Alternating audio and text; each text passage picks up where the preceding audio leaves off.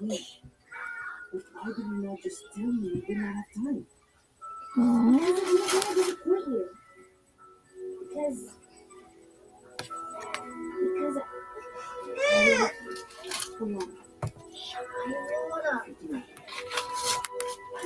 Okay.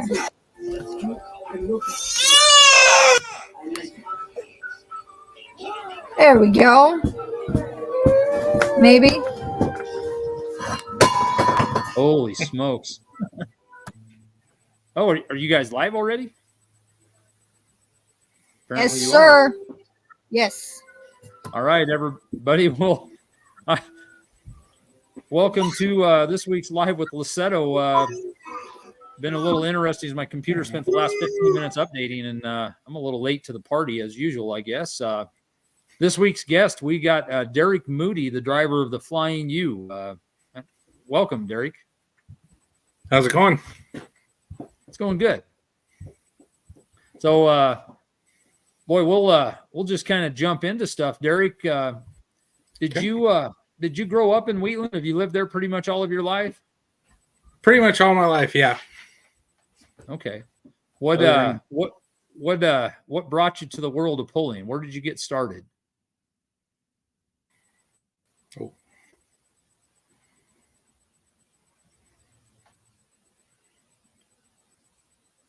Derek, go to sleep.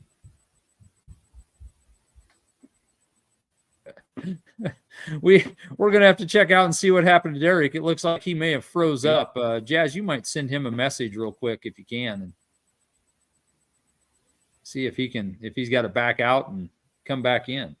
There we go. I can hear you now, Greg. Okay. What? How did you get brought into the world of pulling? I understand you did some other pulling previous to, or whether it was a fan or other stuff. But where did you get started? Personally, actually driving a tractor would have been back, I want to say 2016, 2017, when my grandpa got his Alice Chalmers WD-45 finished restored. We pulled with a local group here called Platte County Pullers. Mike Van Wy was running the club then. Okay. Basically, my grandpa pointed at the tractor and said, "Go drive it." And yeah, honestly, other than little garden tractors, I'd never driven a tractor before in my life. So, oh really? So it's not like I know you and your dad have both been involved in pretty much the trucking industry. Is that correct? Yeah. But you have never done anything hardly with tractors at all. No, not really. Before that, just other than just a little utility tractor that they had around the shop we were working at. Okay. Do you remember any of the antique pulls in Wheatland prior to like what you pulled at? Yeah, I remember. I was real little. Had a really good turnout almost every time they did a pull. I remember there'd probably be 75, 80 tractors show up, and yes, they'd start around 8:30, 9 o'clock, and they wouldn't get done until 4 o'clock that afternoon. Yes, this is going way back, and I can't tell you dates, but I actually took my old antique sled up there 1 or 2 years when they kind of got going. It had to be in the 90s, and it was just amazing because there was all kinds of tractors that, and it's not that they're models, but people that we didn't see down here in the valley where we down in the Bridgeport area, but we actually had guys that did travel some Steinhausens and some different guys that would come to Bridgeport back in the early 90s. Yeah, but it was neat. One of my favorite memories from that early Wheatland pulls is they had a road grader with hand wheels that they would do. Mm-hmm. I mean, it was old school. It was really neat to see with some of that old iron. Yep. So now, did you and your dad work at the same shop then? Yeah, we. Okay. Back in 2011, I moved back to Wheatland after being out after I graduated school. I worked for several different dealerships and come back, started working for the same trucking company as my dad, and been here ever since. We're working for a different company now, but still working in the same shop. Okay. Now, I have seen a lot of stuff. I assume you're a pretty good fan of the Wyoming Cowboys. Oh yeah. Do you have connections? Did you go to school there or something? Just Or grew up close there. My wife went to school there. I actually went to school at Lussetto Dec. So okay. I was only in Laramie for about 9 months after high school. Yeah. So Did you meet your wife there then? no, we met several years later. It's funny story. I've heard one of my former employees, Brian Loomis. He went to Wyotech a long time ago, and he made it sound like there was a pretty good divide in Laramie between the Wyotech guys and the actual college kids. Yeah, there was when I was there. That's for sure. In fact, I thought there might be a good times there's a lot of vandalism going on. One of the automotive guys' Jeeps got set on fire by a couple sorority guys for the university. So it's pretty serious. A little better.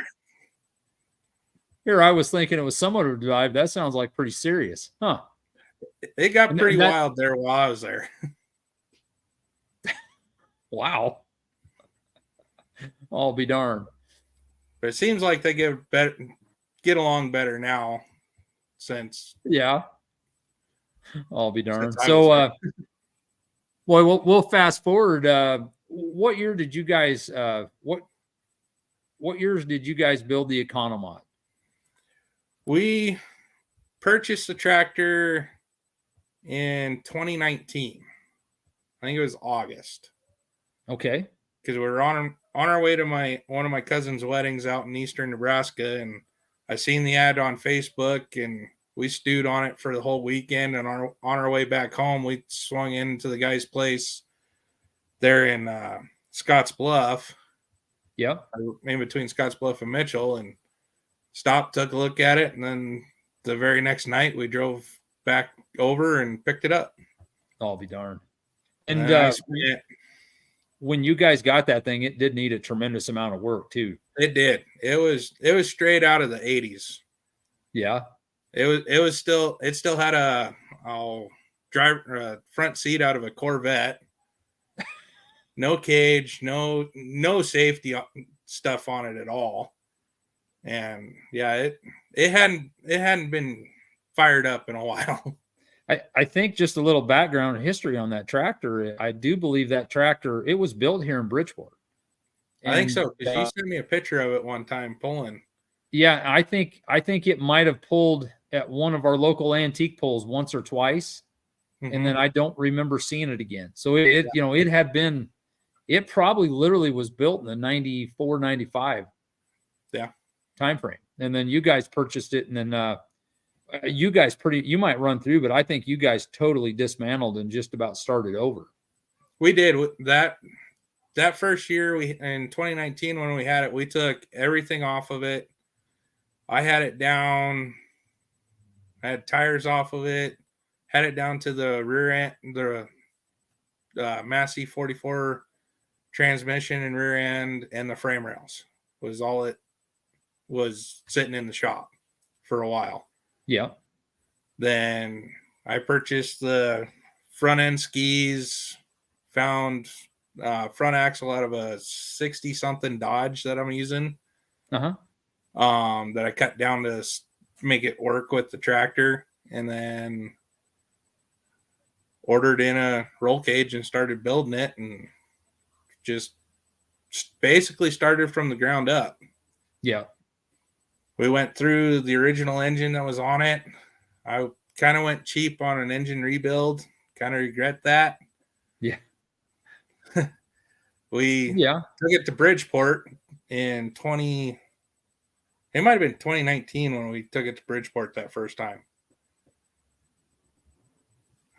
We might have bought it in 2018. I'd have to look back at the page, know for sure, but holy smokes, yeah. But yeah, Yeah, 2020 was the first year I ran it all year. Okay. But yeah, that's what it used to look like. Yeah. And Huh. when we took it apart, we moved the front axle back probably a good 1.5 feet. Yep. Get it away from that stretched out kind of look. Completely redid the steering system on it because, as you can see, it had that center bar in there. I know it looks like it has an old cross or like an old drag link, Yep. old school vehicle setup. Yeah. And if I remember right, it's been a while, but I'm pretty sure that was an old Minneapolis front axle on it. Yep. That wouldn't surprise me. Because And when I we took it understand, and I off, can't. it saved about 500 pounds. I don't remember this for sure, but I seem to think that was actually an old small block Chevy from a combine. Yeah, I think all that's things. what you're telling me. And I measured it out when we took it apart, and it measured out to a 350. So we went ahead and built it. Yeah. So yeah, you can see moved everything back. I flopped the fenders around and cut half of it off. Yeah. I never noticed that. That's interesting. Yeah, they were. No, I think those fenders come off a cleaner combine too. I tell you, I can't help but notice in that picture, Derek, there's a small fortune in tires behind there. Yeah. Yup. Unfortunately, that business is no longer operational now. I remember you saying that. Yep. But yeah, that's just a couple months worth of tires right there. Holy For smokes. that company. Yeah. But yeah, and but yeah, first time I went out with that one was in Bridgeport, and something broke.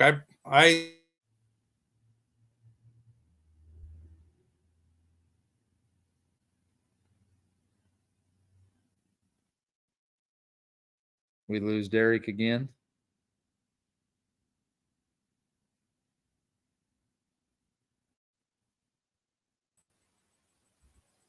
There we go.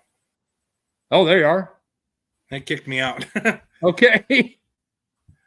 But yeah, we've been a couple push tubes in that engine, and I tried getting it back together for the Mitchell pull because I kind of promised the guy I bought it from that I'd be there, and we backed it out of the shop. I did one test hit, and I broke that block in about 6 different places. Oh no! Oh no! And yeah,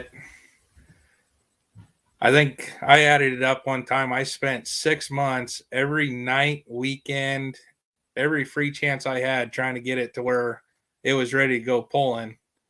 Yep. And then as soon as it blew the motor, I kind of backed away for a couple months. I was like, I need to take a break, otherwise I'm not gonna come back. I've been there a time or two. That's totally understandable. This can be 2020 we ran with we ran a bone stock 350 in 2020 and just kind of got a feel for it. And then the last 2 years I've ran a crate motor that I found on Facebook, and it was consistent, that's for sure. Yeah. Well, and the other part is, there's nothing wrong with taking a step at a time. I've seen more people go out and go crazy and be, go out, do it, be done. I'd rather see people build up and take their time. Yep. And it kind of worked out for me too, because I kind of got a feel for what that tractor wanted to do, and as soon as I got real comfortable with it, we're making plans to, start building up, bigger. But yeah. So and we might jump on here now. You're starting to. I mean, I know it's going to be similar, but you're starting a whole nother build. You might kind of let everybody know what's coming for this next season. Yep. I think right now we're going to keep it, the Flying U. We're gonna keep that name. It's gonna look a little different. I did find me a new hood and a fuel tank for it that I'm gonna try to incorporate more than my boxy look that I had. Yep. The new rear end's already attached to the frame. Roll cage is already attached, about 90% complete there. We pulled out that Massey rear end to put a Farm All In rear end into it. Yep. I got to go into that and try to tighten up the backlash in the rear end. It's a little sloppier than I think it should be, and I don't want to tear that part of it up right off the bat. Yes. So we're going to go in, try to get that adjusted up right. And then I was going to wait on this one, but might as well. Oh, you don't have to. It's getting a new power plant. Yep. We are going to take a break from the classic mods for a little while. And we're going to go. I have an engine and trans sitting here. We're going to go into the big block economod class. So, and because you and I talked about it a month ago or so, and I think a week after that, I just made the decision that, it makes more sense for us to where we're at, where we go to pull. Big block makes way more sense to us. So, and I understand you're also switching teams, though. You're maybe going to go different brand too, huh? Yep. There's, in fact, there isn't a Chevy part in my shop right now. I sold the engine. I sold my engine and trans that was in the tractor. Yep. The day we pulled it out of the frame, I had it sold. I'll be darned. Sold my spare block, my spare transmission. Everything's gone. Well, you cleaned house. I cleaned house. I got rid of all the Chevy stuff. Do you have any brand loyalty? I mean, a lot of times there's some pretty good feelings on this deal. You know, some guys one way or the other. I mean, I've driven Fords my entire life, so I'm kind of partial to them. It's just I know how expensive they are to build. Yeah. The Chevy, it was kind of, we were going with, but it's cheap to build them. If they blow up, shoot. I think when I blew that first one up, my brother-in-law had offered to go jerk out an engine for me out of his farm so I could go pulling in 2 weeks. I was like, yeah, we're done. But, well, I'm mainly a Chevy guy, but I have had a little experience with the Fords, and it's better now, in my opinion. Yeah.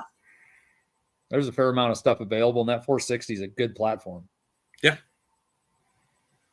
Yep. I just got to, get some details worked out, figure out, probably get some help with sponsors, try to get some sponsors in the next couple of years to help build the engine. We're going to more than likely start from, square one like we did with the small block. We're just going to come out there with a little bit better than stock 460 and see what it does. This cracks me up. Dwayne said he runs a Ford. There isn't much that Dwayne doesn't run. Yep. There's a lot of horses in that stable. There is.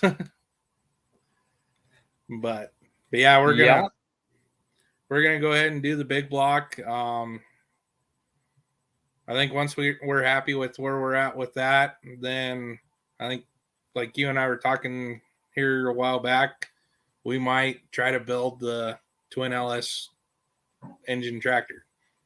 Yep. I think that one will be fun. That one will definitely be a ways down the road. Sure, I can understand that. Chassis is going to be biggest issue there, but that's a pretty big step. Yep, that's going to be a really big step. And is that if money was an object, throw all that out of the window. What would be your thing that you'd love to have? Oh, money no object. I'd like to get in there with Dan and Dave with Light Limited Supers. Yeah, that's a fun, not cheap class. Yeah. Nope. Do you have a brand loyalty of tractor? I've always been a fan of John Deere's. I do like the minis. Not really a fan of IHs. I grew up around John Deere's. My grandpa, when he first moved to Wheatland, he worked for the John Deere dealership here in town. So yep. I've been around John Deere's my entire life, and yep. Well, look at that. There's going to be another Moline around. Nice. Ooh, a small block Mopar too. He's going to need a car hauler, like one of the double deck setups. Yep. Well, I'll tell you what, this will be neat for the classic mods, because then it's been several years since there's been a Chrysler in that. Yeah. In that deal, so that'll be pretty slick. Do you have a favorite pull that you like to go to? Right now my favorite's got to be North Platte.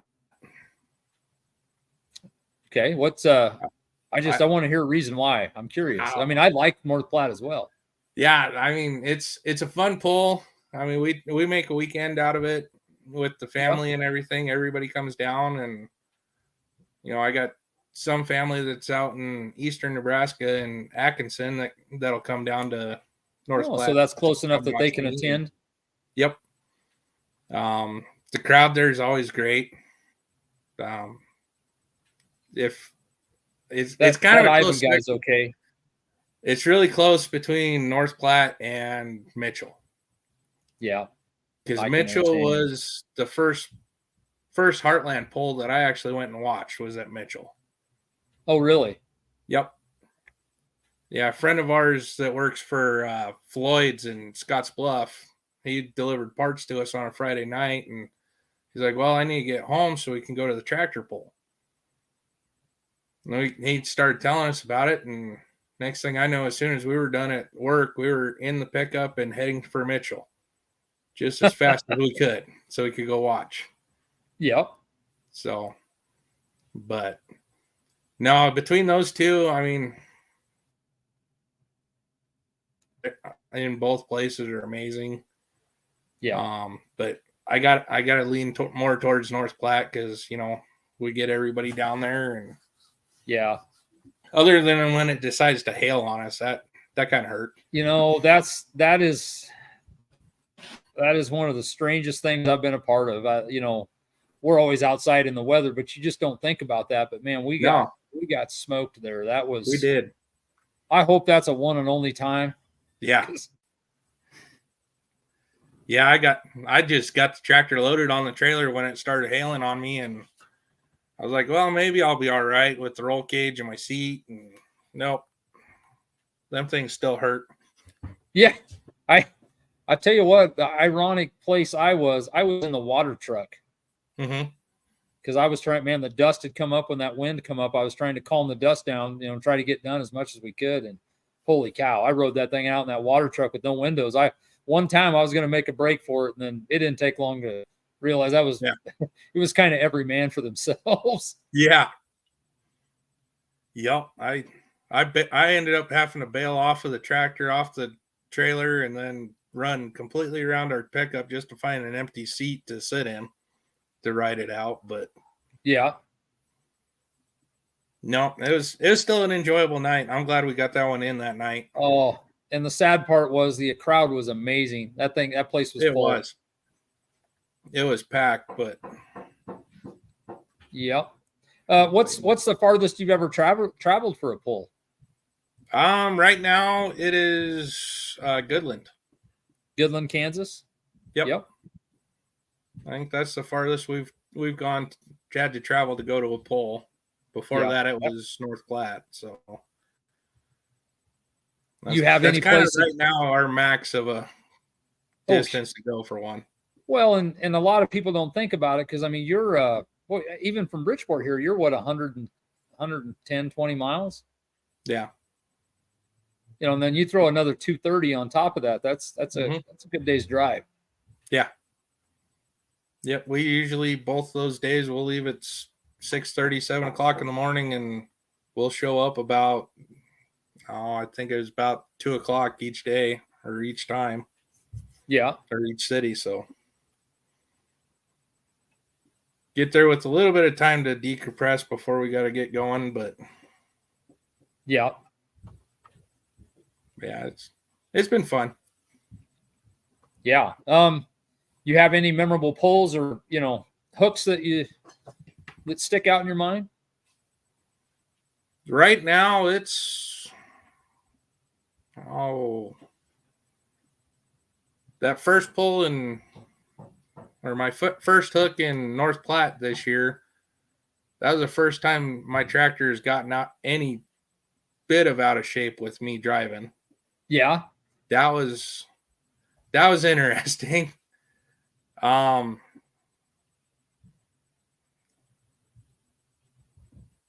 think 2 years ago in Cheyenne, I stood the front end of my tractor up, and that was the first time that front end has come off the ground, and it kind of threw me for a little bit of a loop, but that was a fun pull. Yeah. No, and I'll tell you one thing that it's been enjoyable too for me is we've got a handful of pullers from Wyoming now. There's probably, we've got in Heartland now, it wouldn't surprise me. There's 5 or 6 vehicles that have hooked with us from Wyoming. Yeah. Just probably not too many pulls between what we pretty much Douglas and Cheyenne have been the long standing ones. Yeah. Yep. And then we did you guys did the 2 here before I had the tractor here in Wheatland. Yeah, that's kind of rough. We had 2 pulls in your hometown, and then you get going, and then hasn't been back. That's too bad. Yeah, and I still get a ton of questions about that and why we're not doing them here. And I tell everybody, talk to the fair board. Yep, just keep plugging away. Yep. Yeah. But well, and Derek, is there anything else you want to share with everybody, or anybody else have any questions for Derek?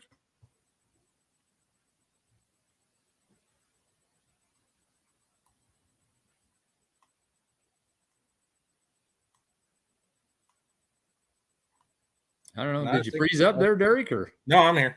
You're good. Okay. Well. Yep, I'm here. No, I think that's it for now. I mean, yeah, we're gonna. Well, listen, I really appreciate you doing this. It's been great to have you guys. You guys have been a very good, stable member of our Heartland West, and looking forward to see the new tractor out. Yeah, it should be fun. Well, we're gonna keep posting on it as we get more stuff put together on it over the winter. And yeah, I'd encourage everybody to like their page, because you guys keep up on that and keep a fair amount of information and some good pictures. Stuff I wish I took time to do some days. Yeah, there's some days I'm about done after working all day. It's like, oh crap, I need to probably take a picture of that. Yeah. It's easy to just move on to the next fire. Exactly. Yeah. So, well, Derek, listen, we're going to call that a night, but man, I sure appreciate it. And we'll be looking forward to seeing that next summer. All right. Sounds good. All right. Thank you. Thanks, Greg. Yep. Bye.